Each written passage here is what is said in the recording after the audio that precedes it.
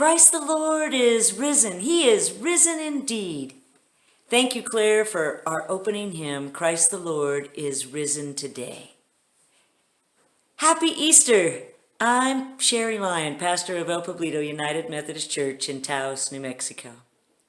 Lately, we have not been doing much running around. We're all staying home and staying safe to protect others and ourselves. But that wasn't true on that resurrection morning that we hear about in the Gospel of John, chapter 20, verses 1 to 18. John's telling of the story begins with people running around. Mary Magdalene had gone early in the morning to the tomb where Jesus' body was laid and saw that the stone covering the tomb had been moved. Mary runs to tell Simon Peter and the other disciple that Jesus loved. They have taken the Lord out of the tomb and we don't know where they have put him. Both Simon and the other disciple, most likely John, ran to the tomb. The two disciples go inside and look around.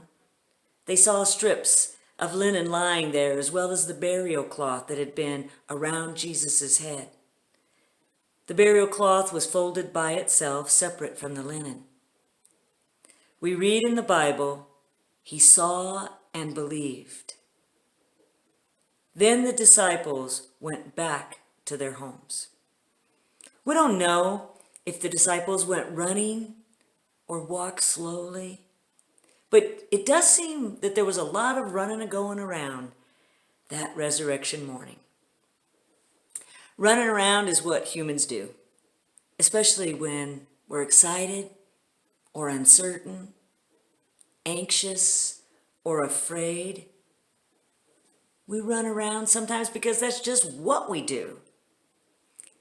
It can be hard to stick around.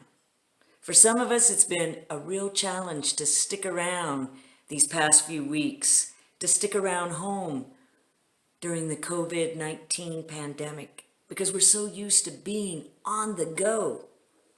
Sticking around is hard to do. Mary does it.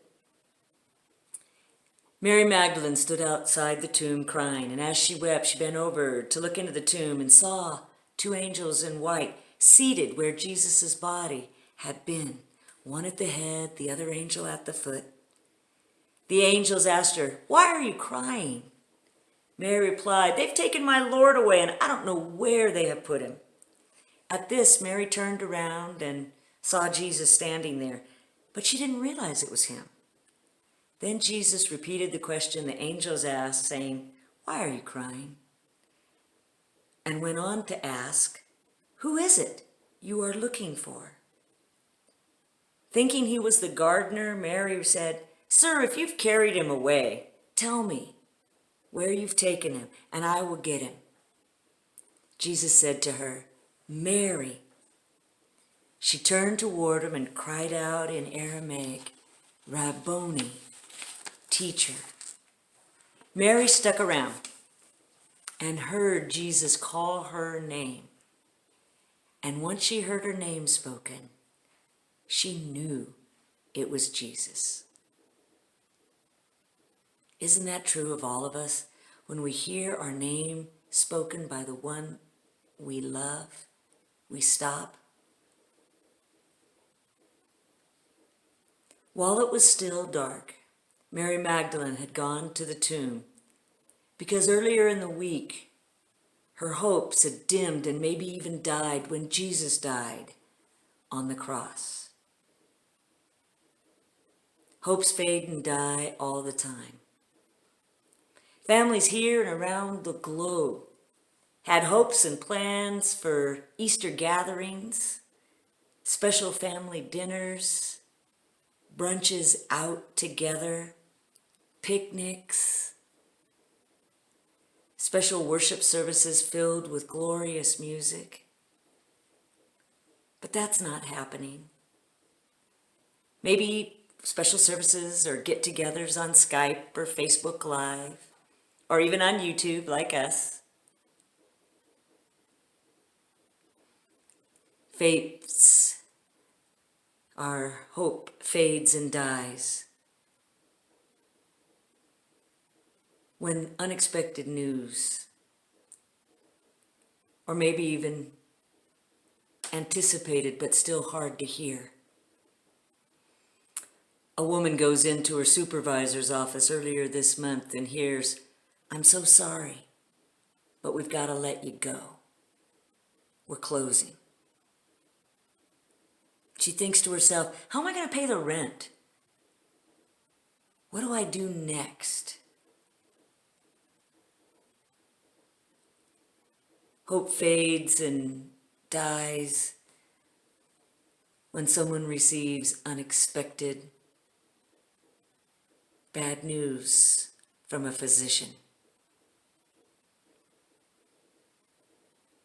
The worst has come true. Sometimes hopes fade and die when we hear someone say, "I never loved you."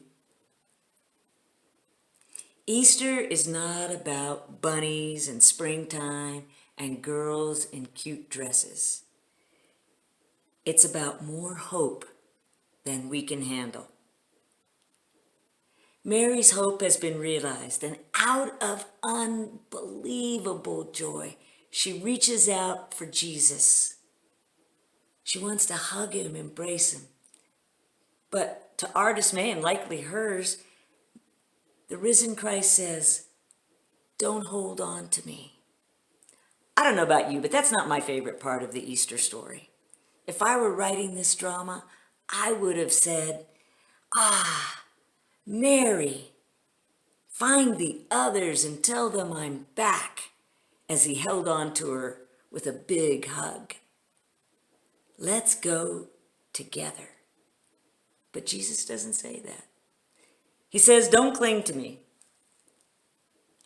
Following Jesus is a never-ending process of losing him the moment we think we have him, only discover him once again in new and even more unmanageable forms. We can't get Jesus to stay in the tomb or in a box, whatever we think he might be. Jesus and Easter move us forward, never back to what we had, whether that was bad or good. Easter calls us forward into a living hope. And it begins with the question, who are you looking for? Who are you looking for to give you hope? Who are you looking for to provide a compass to guide your life by? Who are you looking for in the darkest of times when your heart's breaking? Who are you looking for to love you now and always? As the old country western song goes, some of us are looking for love in all the wrong places. It matters where we look and who we look for. I think Mary was never the same after Easter, and neither are we. Whether we're confident that we found the one we're looking for, or we're still searching, Easter changes things. It provides us hope. Hope that surrounds us and hope that abounds, even in the midst of death. So let's look around and see the signs of hope springing forth all around us. In new life, in our gardens, in unexpected kindnesses, Rindy making cloth face masks to keep us all safe, and others all around our community and world reaching out to help one another. For Patrick, coming in from the Mesa to shared table this past week, driving a big van that usually is filled with all his tie-dye t-shirt equipment. But instead, he's picking up for 20 families that he's reached out to make sure they have enough. To Kim, who calls and says, I've been delivered food that I just can't use all of this. Will you come and get it and share it with others? And when we show up, brings out a bunch of daffodils from her garden. Hope springs up all around us. After the resurrection, things did not return to normal. And that's good news. It's basic to everything proclaimed in the New Testament. After seeing a risen Jesus, there is no normal. It's now a life filled with possibility. The writer Mary Gordon wrote, "For me, the meaning of the resurrection is the possibility of possibilities." What possibilities lie before us this unusual Easter Sunday? I believe hope abounds and possibilities will unfurl if we just stick around to see them and experience them. My friend Yale Jones sent me a quote this week by the Booker Prize author Arundhati Roy, who wrote in an essay, The Way Ahead, "Historically, pandemics have forced humans to break with the past and imagine their world anew. This one's no different. It's a portal, a gateway between one world and the next. We can choose to walk through it, dragging the carcasses of our prejudice and hatred, our avarice, our data banks and dead ideas and dead rivers and smoky skies, dragging it all behind us. Or we can walk through lightly with little luggage, ready to imagine another world, ready to fight for it. And I would add, we can choose to live with hope, trusting that God is with us and for us, and that Jesus goes before us." Mary Magdalene thought Jesus was the gardener. May we all spend time with Jesus in the gardens of our lives, the gardens of our hearts, the gardens of our homes, looking for signs of spring and hope blooming all around us. And may we be living hope for others.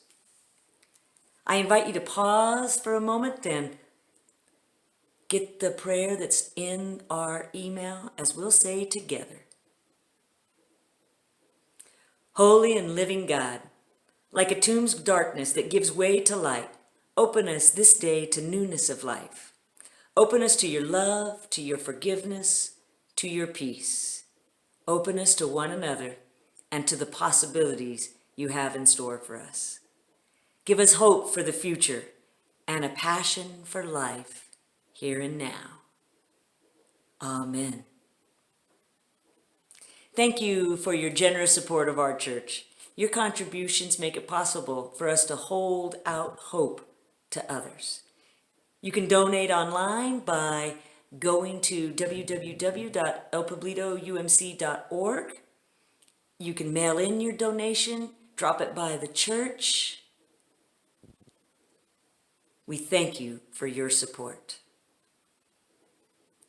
May we come to the garden and meet Jesus as we hear Claire play in the garden. Happy Easter!